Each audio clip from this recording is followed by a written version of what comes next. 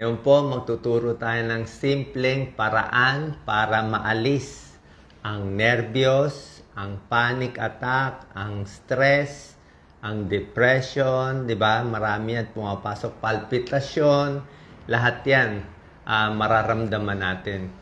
Lahat naman tayo, syempre, nagtatrabaho, maraming stress, di ba? Pero ngayon, yung technique ko po sa inyo, medyo bago to.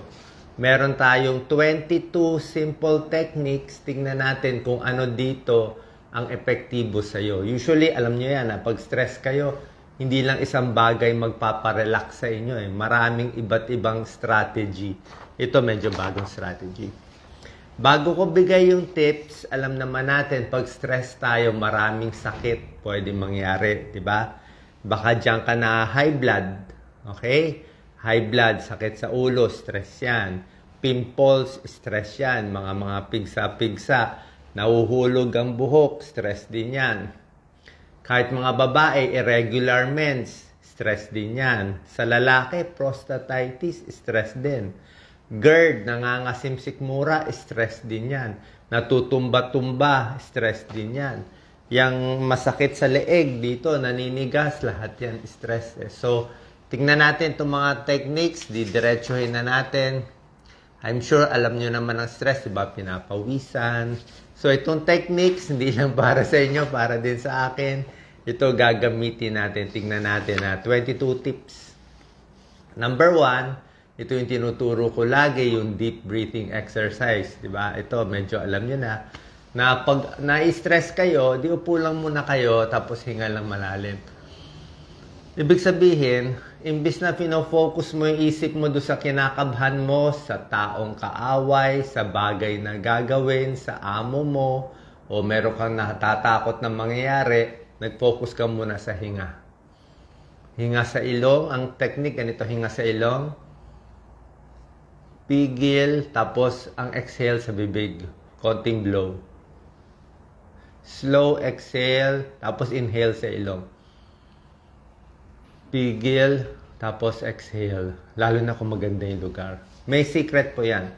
Pag ilong kasi, may naglalabas ng nitrous oxide kaya mas maganda. Pag exhale sa bibig, mas maganda dahan-dahan. Kung may sakit kayo sa baga, maganda yan. Tapos mabagal. Pag bumabagal ang hinga, babagal din heart rate. Bababa din blood pressure. Kasi ang nervyos, ganito huminga. Diba? Makita nyo sa mga interviews, pag may nervous ang tao, talaga, ganyan sila Kasi yan ang tendency Hinga ng hinga, kinakabahan. Kaya nga, pinapabagal mo. Number 2, out of 22, maganda itong technique. Admit that you are anxious or angry. Bago to. So, kailangan mo palang aminin. Like ngayon, may lakad ka, medyo pawis kamay ko Hindi ko alam ba't pawis kamay ko. Diba? So, anxious or angry. Diba? So, bakit? Kailangan masabi mo para alam din ng utak mo. Kasi pag sinabi mo, kabado ako ngayon. Kaya siguro pinapawisan kamay ko, kaya makulot yan ko, kaya masakit likod ko. So, hindi naman to delikado, hindi naman nakamamatay. Basta alam ko lang, today anxious ako. May oras ganyan Yung katawan natin ganyan, up and down. May time malakas, masaya, parang hyper, may time malungkot. May time feeling mo, wala kang kasakit-sakit. Hahaba buhay mo, may time feeling mo, parang wala na. Bibigay na ako, useless na. Diba? So, up and down, admit when you're anxious or angry, mababawasan. Number 3 technique. Pag-aralan nyo, technique, maganda to. Hindi to biro-biro. Hindi to fake tips ginagamit ko. Number 3, challenge your thoughts. Diba? Lalabanan mo, i-challenge mo. Ano ba pumapasok sa isip nyo? Ganito. Isip nyo, baka may mangyari sa anak ko. Yan. Baka mamatay ako bigla. Baka mahulog ako sa tulay. Diba? So, i-challenge mo. Ano bang worst pwede mangyari? Mangyayari ba to? Anong chance mangyayari nun? Baka wala namang sense yung iniisip mo. Diba? Nangyari na ba inisip mo nahulog ka dun sa tulay o ganyan? Rational ba yung utak mo o irrational? Tama ba yung kinakatakot mo? May sense o no sense? o walang sense, di ba? Kunwari, may nangyari, ano gagawin mo, di ba? I-reframe mo. For example, yung iba takot pumunta dito sa isang daanan, madilim, baka may magnanakaw, di ba? Sabihin mo, ang dami naman tao naglalakad dyan araw-araw, di naman nananakawan, ba't ako matatakot? So, challenge mo. Baka mahulog ako dyan sa tubig. Di ingat ka, di ba? So, challenge mo yung thoughts na pumapasok, baka hindi naman mangyayari. Ibig sabihin, wala ka lang sa tamang pag-iisip kasi kabado ka eh. Pag kabado ka, mali-mali na yung compute ng utak mo. Isip mo yung anak ko may mangyayari, mababangga siya, yung asawa ko may gagawin. Baka irrational eh. Number 4, ito. Maganda tong number 4. Release your anxiety or anger. Ito, dito nagkakamali ang marami. Yung iba, pag nire-release yung anxiety, anger, ang tamang paraan daw yung lakad-lakad, exercise, konting jogging, galaw-galaw. Yan ang magandang release, physical activity. Ang mali at bawal gawin, bawal daw to gawin pag kayo ay panic na o galit na. Huwag kang magsusuntok daw, huwag ka daw magboboxing, o huwag kang magbabato. Yung iba kasi iniisip, mainit ang ulo ko, magbabasag ako dito. Diba? Pero ayon sa pag-aaral, lalo ka daw nagbabasag, nagsusuntok, lalo iniisip mo, dapat pala ako magalit. Tama pala. Lalo ka sumigaw, tama pala ginagawa ko. So, nare-reinforce yung maling ugali na paggalit ka, minura mo, inaway mo, lalo ka ma-tendency pa. In short, huwag mong galitin ang sarili mo. 'Di ba? Maraming ganyan sa kababayan natin. Iniinis yung sarili, siya magbabato, tapos nagbato siya, nagalit siya, ba't niya binato? Kita mo, binato ko, kasalanan mo yan, nag-away na tayo, ikaw pala, 'di ba? Pinagawa mo sa akin yan. Obviously, ikaw nagbato eh. 'Di ba? So, mali daw yun. So, dapat relax, calm down, walk or run. Exercise lang. No punching, no screaming, no ano. Bad daw yun. Number 5, visualize yourself calm. Isipin mo, ano ba yung kalmadong mukha mo? Relax lang, ganito. Kalmado lang. Diba? Pag malungkot ka, sabi nga, diba, pag tingnan mo yung picture mo sa salamin, magugulat ka, nakaganon ka na. So, pilitin mo tumawa. Diba? Kahit hindi ka masaya, pilitin mo tumawa. Kahit hindi ka confident, pilitin mo maging confident. Yan ang coping mechanism ng katawan. Kaya naiintindihan ko nga yung ibang tao, kung kailan nervyos, dakdak ng dakdak. Diba? Okay lang yun. Kung sino ang mahina ang confidence, doon siya yabang ng yabang.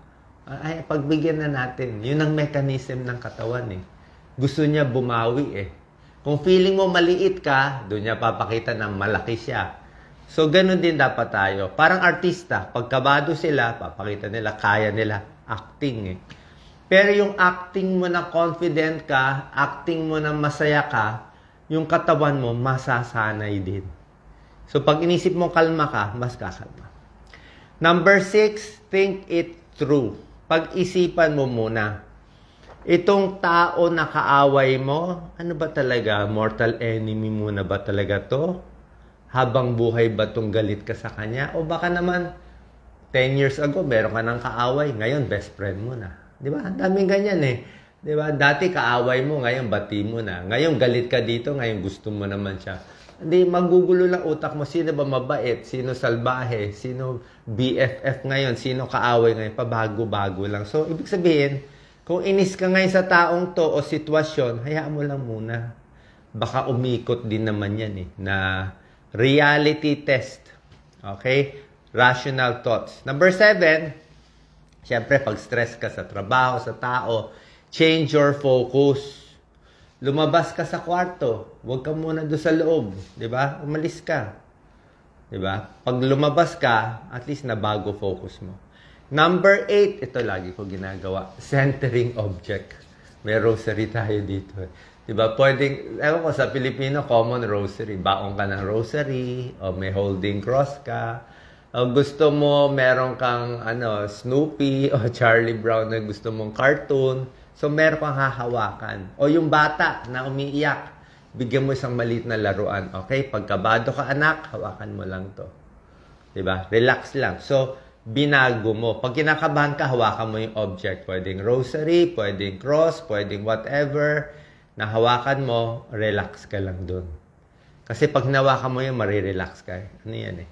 Parang hypnotism sa sarili mo. Number 9, syempre, relax your body. Di ba? Relax yung katawan. Yan. Di ba? 9 and 10. Relax your body. 10, drop your shoulders. Yung kamay, alam ko, pag stress kayo, tingnan mo yung kamay ng isang tao. Pag yung kamay ng isang kausap mo, nakaganito, ibig sabihin, susuntukin ka na niya. Yun eh. Pag galit ang bata, hindi niya alam yan, nakaganyan siya. Pag galit ka, natutulog, tingnan mo yung kamay mo, nakaganyan. Kaya nga minsan yung nakaganyan kamay, binubuksan pa namin eh. O relax, relax, bukas ng kamay. Diba?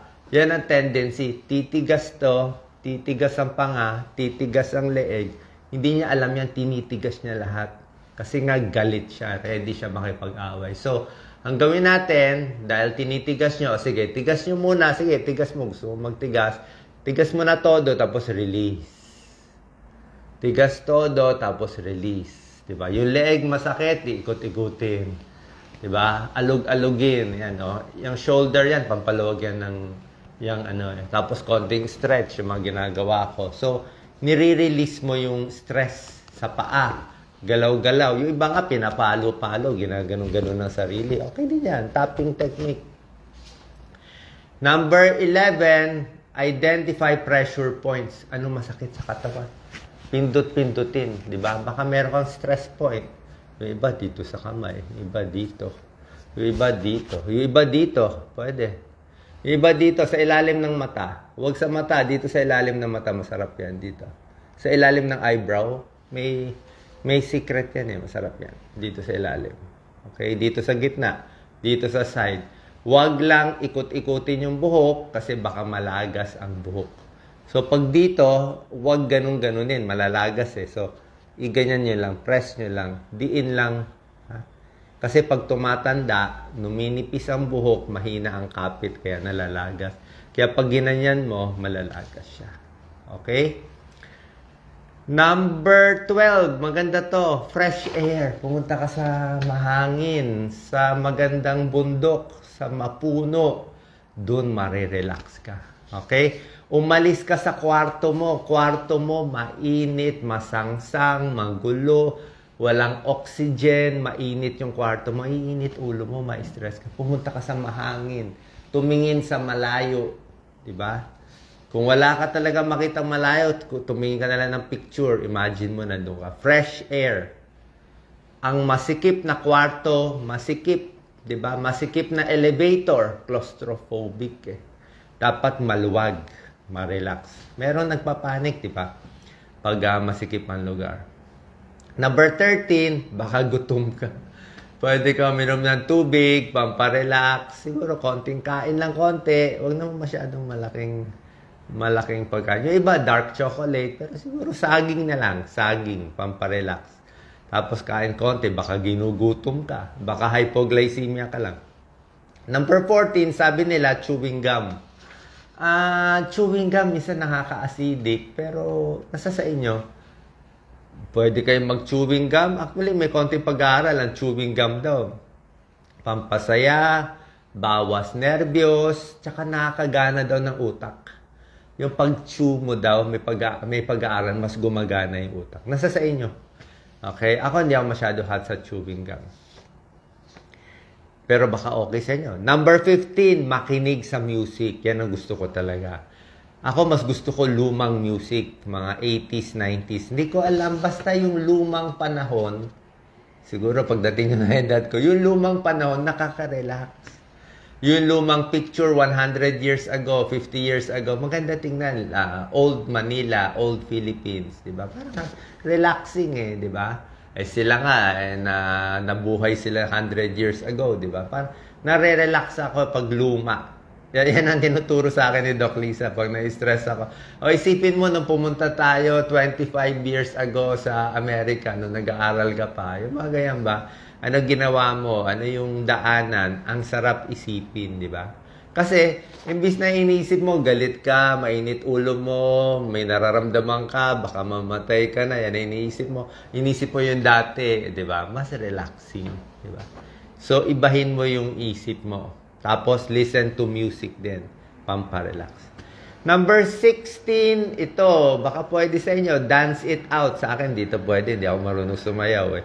Yung iba, sa sayaw, sa exercise, nawawala yung anxiety, depression. Isayaw nyo. Sa kababayan natin, mahilig kayo mag-TikTok. Diba? Pero sa akin, wag nyo na i-post. Ma-stress kayo. Nakaka-stress mag-post. Kailangan sanay na sanay ka. Kasi minsan, di mo alam hindi mo lang alam, kala mo maganda ginagawa mo, mamamali ka pala. Iba ang social media sa atin. Kaya isayaw mo lang mas mag-isa. Dancing, depression, bawas, anxiety, bawas, increase quality of life. Sa mga dancer, ayos yan. Exercise. Number 17, watch funny videos. Pwede naman yung mga nakakatawa kung yan na nagpapasaya sa'yo. Pero ako gusto ko mas luma. Number 18, maganda to. Hindi nyo to ginagawa eh. Pero number 18, isulat.